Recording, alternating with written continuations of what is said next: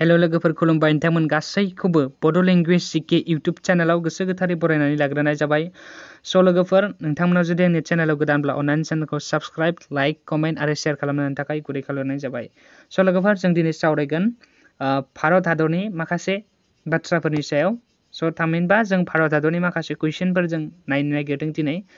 First कुइसन, भारत हादरनि मेरुजों खुंजानाय ओनसोला गंबेसे? बेनि एन्सारा जागोन भारत हादरनि मेरुजों खुंजानाय ओनसोला गासै गंस्नि। सेकेन्ड कुइसन, भारत हादरनि हारिमायारि राजथावनिया मोनबेसे?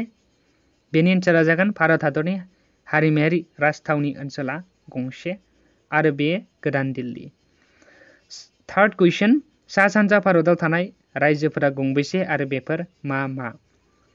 बेनि एन्सारा जागोन सा सानजा भारताव थानाय रायजोफोरा गासै गंस्नि आरो बेफोर जादों आसाम, अरुणाचल प्रदेश, मणिपुर, मिज'राम, नागालेण्ड, त्रिपुरा आरो सिक्किम। दानिया नेक्स्टआव जों नायनो नागिरदों भारतनि सोमोन्दै फंनैसो बाथ्रा।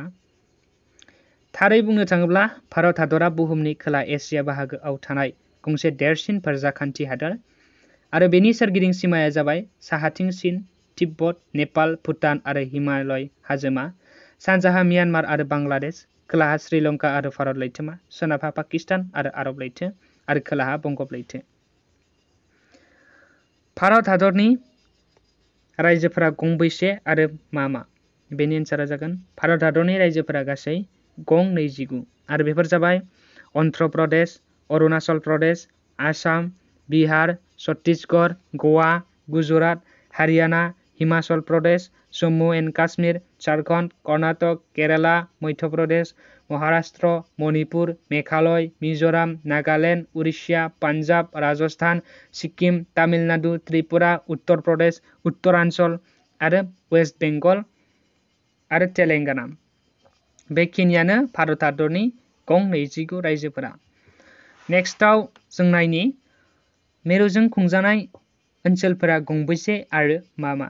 भारत हादरनि मेरुजों खुंजानाय ओनसोलफोरा गासै गं 8 आरो बेफोर जाबाय आन्दामान निकबर द्वीप, चन्डीगढ़, दाद्रा आरो नगर हावेली, दामान आरो दिउ, लक्षद्वीप, पान्डिचेरी आरो निउ दिल्ली आरो लादाख।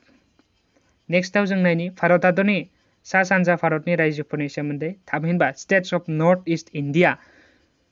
भारत हादरनि सा सानजा भारतनि रायजोफोरा गासै गं 8 आरो बेफोर जादों अरुणाचल प्रदेश, आसाम, मणिपुर, मेघालय, मिज'राम, नागालेण्ड, त्रिपुरा, सिक्किम। स' बेखिनियानोमोन दिनैनि भिडिअनि सायाव सावरायनाया। स' नेक्स्ट भिडिअ थाबैनो लोगो मोनगोन। दिनैनि थाखाय एसेनोसै। बाय बाय, टेक केयार।